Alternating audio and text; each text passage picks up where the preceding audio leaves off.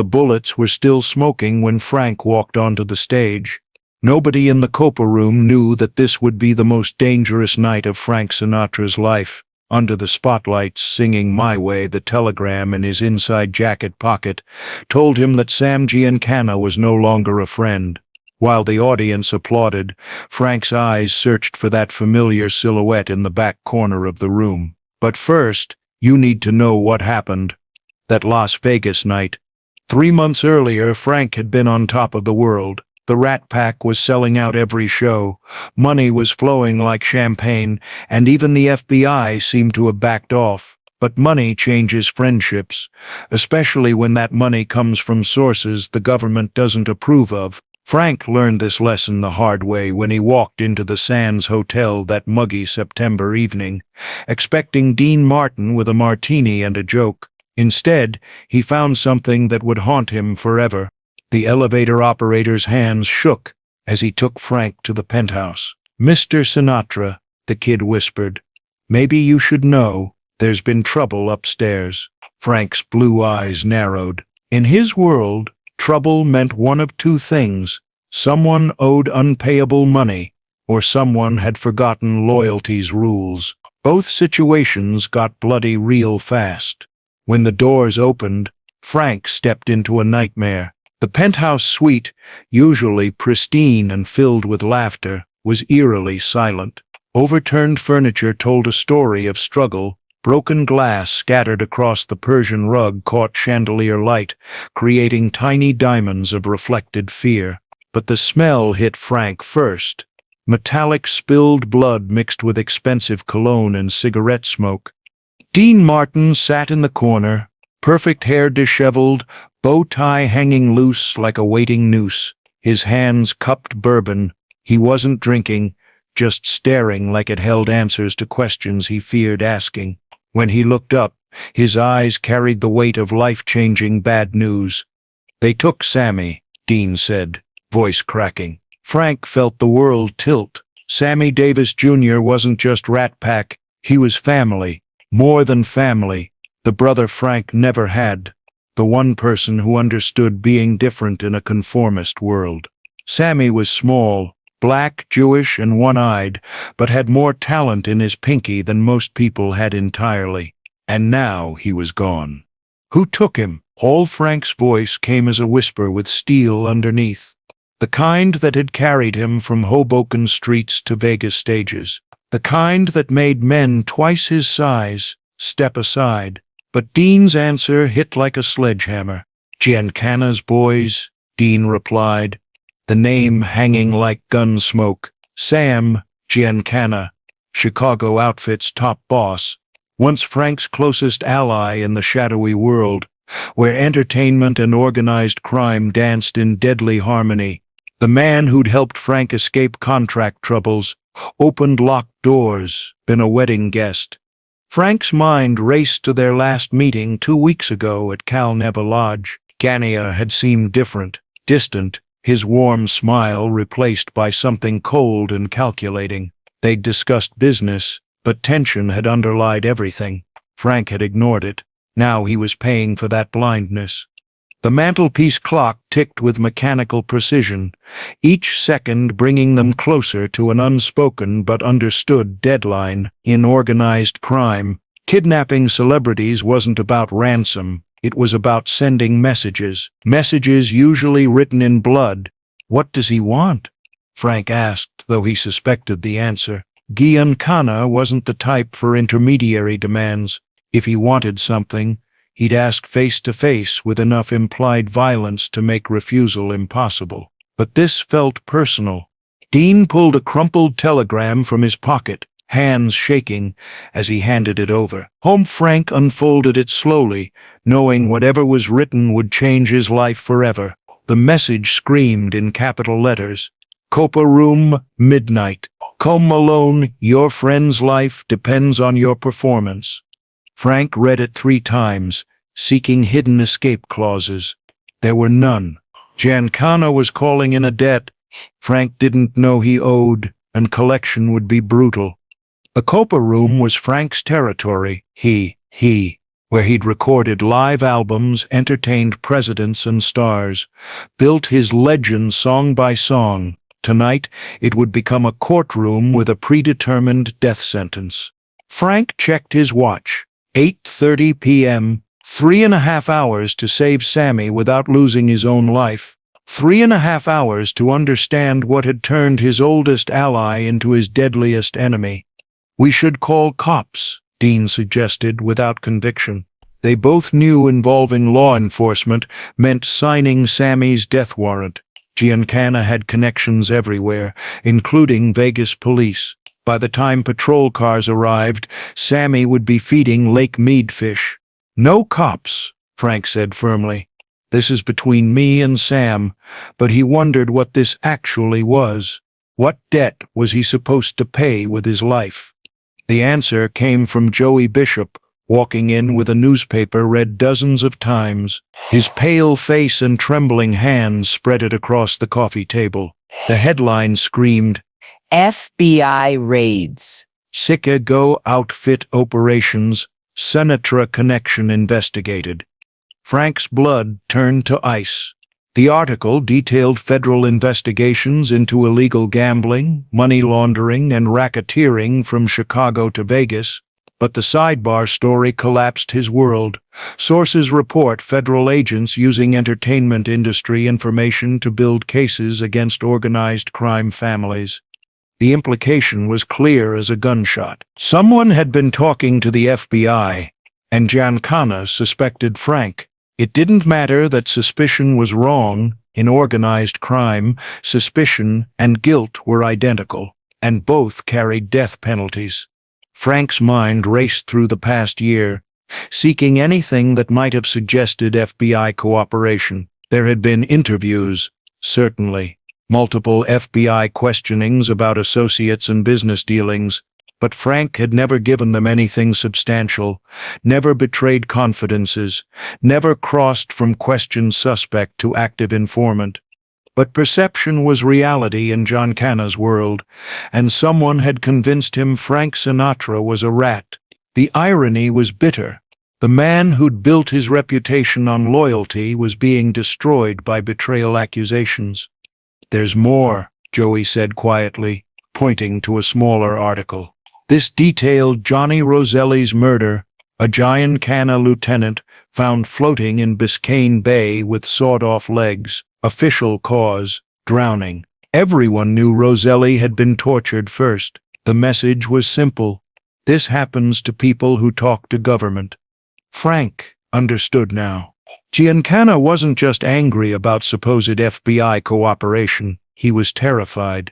The federal investigation was closing in, and he needed blame targets. Frank Sinatra, with high profile and connections to Hollywood and underworld, made the perfect scapegoat.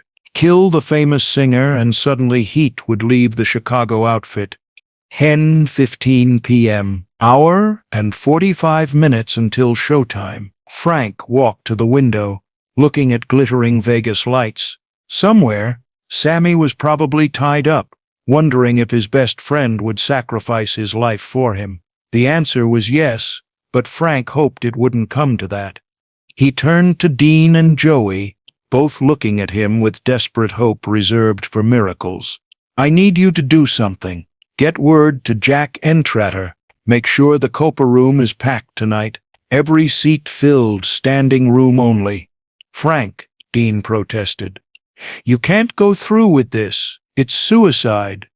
Frank smiled, looking exactly like the cocky Hoboken kid who'd conquered the world with voice and attitude.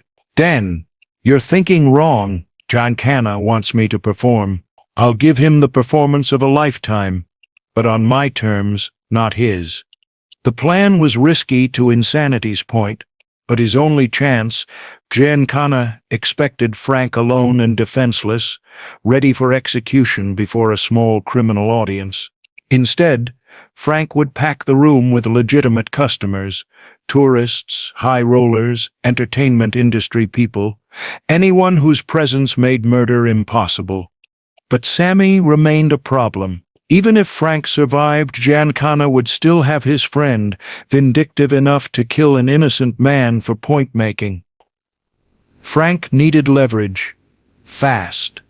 The answer came from his own past. 5 years ago, escaping a predatory record contract, Giancana had helped with strings attached. Specifically, recording a private concert for a mysterious special client whose generous payment could have bought a small country. Frank had never thought much about that client, but now wondered if the recording might trade for Sammy's life. If the client was who Frank suspected, a political figure with presidential ambitions and extramarital tastes, the recording would be worth more than money. It would be worth power. At 11:30 p.m., Frank walked into the copper room alone, as demanded, but the room wasn't empty, as Giancana expected. Every seat was filled, people standing 3 deep along walls. The audience included Nevada's lieutenant governor, Las Vegas Sun editor, Hollywood producers, casino executives who owed Frank decades-old favors. Giancana sat near the stage, his face masked controlled fury. He'd expected private execution, not public performance, but he was trapped by his own demands. He'd asked Frank to perform, and now had to sit through the show or risk looking weak before some of Nevada's most powerful people. Frank stepped to the microphone, looking at the crowd. His heart pounded, but his voice was steady. "Ladies and gentlemen, tonight's show is dedicated to my friend Sammy Davis Jr., who couldn't be with us because he's indisposed. But I know he's listening, wherever he is."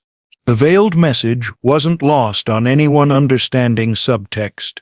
Frank was acknowledging Sammy's situation while putting it on record before hundreds of witnesses. If Sammy disappeared permanently, everyone would know who was responsible. Frank began with "I've got you under my skin," his voice never more powerful. Each note was a weapon, each phrase a war declaration against men trying to destroy him. The audience was mesmerized, but Frank's eyes never left Giancana's table. Former allies now locked in deadly chess where stakes were measured in blood. During the instrumental break, Frank walked into the audience, still singing, moving closer to Giancana with each step. The boss's bodyguards tensed, hands moving toward weapons, but couldn't act with so many witnesses. Frank was using the crowd as armor. Reaching Giancana's table, Frank placed his hand on the mob boss's shoulder, still singing, still smiling for the audience. Into the crowd, it looked friendly. Into this Frank's fingers pressed hard enough to leave bruises, and his eyes promised violence if anything happened to Sammy. The song ended to thunderous applause. Craig returned to the stage for "My Way," a pointed choice about living life on your own terms, facing the end with dignity and defiance. As he sang the final verse, Frank pulled the telegram from his jacket and held it up for Giancana. Then, with theatrical flourish, he tore it in half, letting pieces flutter to the stage floor. The message was clear. Frank Sinatra wouldn't be intimidated, blackmailed, or killed quietly. If Giancana wanted him dead, it would have to be public, messy, and politically expensive. When the show ended, the audience rose in endless standing ovation. Frank took bows, thanked the crowd, then did something unexpected. He invited Giancana on stage. "Ladies and gentlemen, I'd like you to meet an old friend, Mr. Sam Giancana from Chicago. Sam's been a big supporter of the arts, and I think he has something to say." Giancana had no choice but acknowledge applause. Refusing would insult hundreds of witnesses, many with Chicago outfit relationships. Walking toward the stage, his eyes promised Frank this wasn't over. That war had just begun. Frank handed Giancana the microphone and stepped back. For a moment, Giancana seemed speechless. Then he smiled, the charming smile that had fooled federal agents and rival gangsters for decades, speaking directly to Frank. "Thank you, Francis. You always did know how to put on a show. I hope we can do business together again real soon." Polite words with unmistakable threat underneath. This performance had bought Frank time, not freedom. The debt remained outstanding. payment eventually due. At 2:30 a.m., with the Copa room finally empty, Frank received the expected call. The voice was distorted, disguised, but the message clear: Sammy's alive, for now. But this isn't over, Sinatra. You think packing the room with witnesses was smart? We don't need to kill you in public. Accidents happen daily in Vegas. Car brakes fail. Hotel rooms catch fire. Sometimes people just disappear. Frank hung up without responding, hands shaking. He'd won the battle, but not the war. Sammy was alive, but all remained targets. The next morning brought another newspaper, another headline, another puzzle piece. Oh, The FBI had arrested 3 Chicago outfit lieutenants, and this story included details that could only come from inside knowledge. But the informant wasn't Frank Sinatra. It was Johnny Roselli, the man murdered and dumped in Biscayne Bay. Frank read the article 3 times before implications sank in. Roselli had been feeding federal agents information for months before his death. He'd been the real rat, not Frank. But Cheyenne Canna didn't know, and by the time truth emerged, it might be too late. Frank picked up the phone, dialing a number he hadn't called in years. The voice answering was cautious, suspicious, but familiar. "Yeah? It's Frank. We need to talk." "I don't think that's wise right now, Francis. Things are complicated." "Sam, I know about Roselli. I know he was talking to the feds. I can prove it." Long silence. "Then where?" "Neutral ground. Desert Inn. High noon. High noon. Just you and me, no bodyguards, no weapons. We settle this like men, not animals." Another pause. "And if I don't believe your proof?" Frank looked out at harsh Nevada sun-burning desert landscape. "Then we all die. But at least we'll die knowing the truth." The Desert Inn meeting was tense but civilized. Frank presented evidence methodically: FBI records from sympathetic contacts, testimony from Chicago, outfit members present when Roselli made federal deals, even recordings of conversations between Roselli and FBI handlers.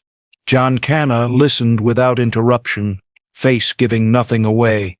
When Frank finished, the boss sat quietly for minutes, processing information. Finally, "If this is true, and I'm not saying it is, then someone owes someone an apology." "More than an apology," Frank replied. "Sammy gets released, unharmed, and this vendetta against the Rat Pack ends here. What do I get? My reputation's damaged by attention. The feds are breathing harder than ever. I need something worthwhile." Frank had expected this. He pulled out a small tape recorder. "Remember that private concert you asked me to do 5 years ago for your special clients? I kept a recording copy. I think your client might want it back, especially considering his higher office aspirations." John Canna's eyes widened slightly. The recording contained more than music. Pillow talk between the politician and his mistress, casual conversations about illegal campaign contributions, enough compromising material to destroy a presidential campaign before it started. "You've held on to that for 5 years?" Giancana asked. "Insurance policy," Frank replied. "I learned long ago that in this business, information is more valuable than money, and loyalty. Well, loyalty is the most expensive commodity of all." 2 hours later, Sammy Davis Jr. walked into Frank Sand's suite, battered and exhausted but alive. The 3 friends, Frank, Dean, and Sammy, sat in silence, each processing what happened and what it meant for their future. "So what now?" Sammy finally asked. "Do we keep performing like nothing happened? Pretend one of our oldest allies didn't try to have us killed?" Frank poured 3 bourbon glasses and handed them around. "Holfie, remember that in this town, friendship is temporary, but enemies are forever. Holfie, watch our backs, stick together, and never forget that the only people we can really trust are each other." Dan raised his glass to the Rat Pack. May we live long enough to die of natural causes. They drank in silence, three men who'd learned that Vegas survival required more than talent, charm, or connections. It required willingness to fight for your life when everything you believed in turned out to be illusion. Outside, Vegas neon signs flickered against desert night, promising dreams that might come true and fortunes that might be won.